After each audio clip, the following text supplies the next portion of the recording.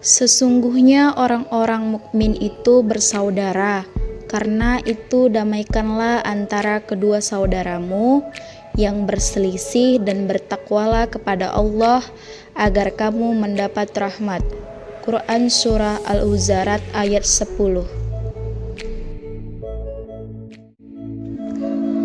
Tahapan pemilihan kepala daerah yang sering kita sebut pilkada serentak 2020 dilanjutkan setelah sempat tertunda akibat pandemi COVID-19.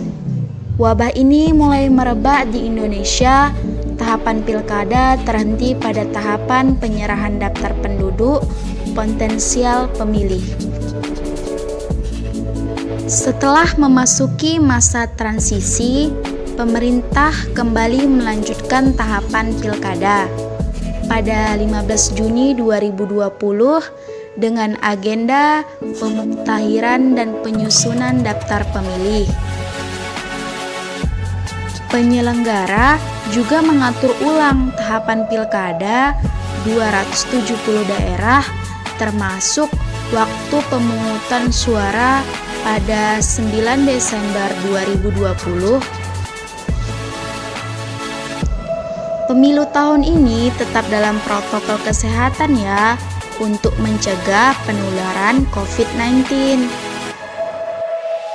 Dalam kondisi seperti ini, rentan terjadi perbedaan dan saling silang pendapat di tengah masyarakat terhadap seorang kandidat. Itu suatu yang lumrah, karena masing-masing orang punya penilaian tersendiri dan melihatnya dari sudut pandang yang berbeda. Pembahasan selanjutnya mengenai ukhuwah Islamiyah.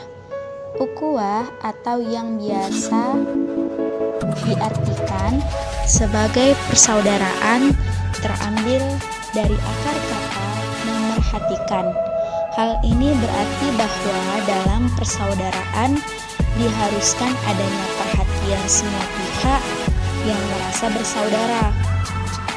Al-Quran dan hadis Nabi tidak merumuskan definisi ukhuwah Islamiyah, tetapi diberikannya contoh yang berkaitan dengan sikap kejiwaan, sebagaimana firman Allah Subhanahu wa Ta'ala, "Wahai orang-orang yang beriman, jauhilah banyak dari prasangka.